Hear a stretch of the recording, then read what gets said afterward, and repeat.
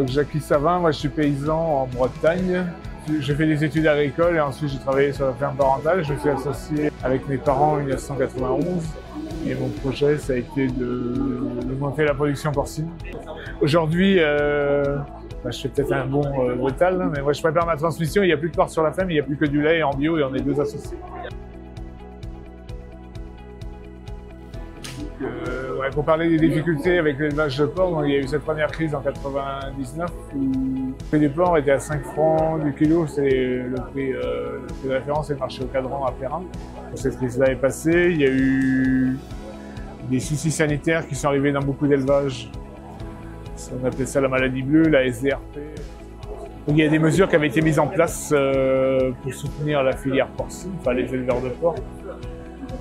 Donc c'était des prêts de consolidation, une trésorerie. On a voulu prendre une décision pour arrêter de s'enfoncer. Donc on a vendu les truies.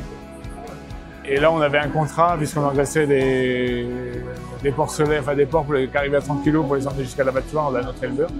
Et là on avait une visibilité, on avait un contrat, on savait combien à peu près on allait gagner à l'année suivant les performances techniques. Mais si la ferme elle a tenu aussi longtemps, c'est parce qu'il y avait du lait.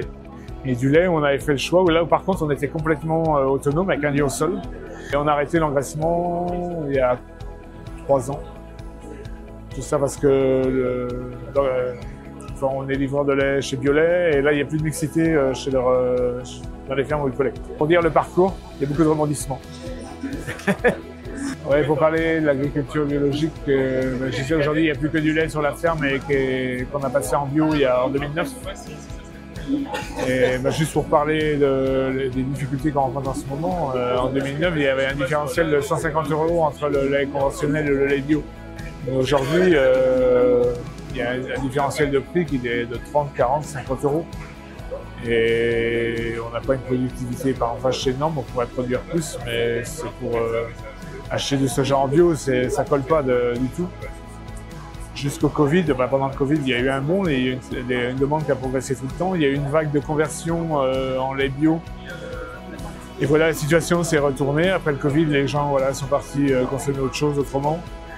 Et donc, même si la consommation elle a toujours continué à progresser un peu, ça repart un petit peu là. Mais ma grande satisfaction, c'est d'être en accord avec moi-même. Mais voilà.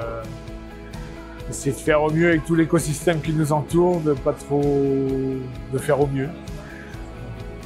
Pas trop utiliser le tracteur, on fait pâturer les animaux, retourner les sols le moins possible parce qu'on a des prairies qui vieillissent. On les retourne s'il y a besoin, s'il y a des baisses de productivité, stockage de carbone, plantation protection de la biodiversité. Enfin, la liste peut être très longue, mais ça c'est ma grande satisfaction.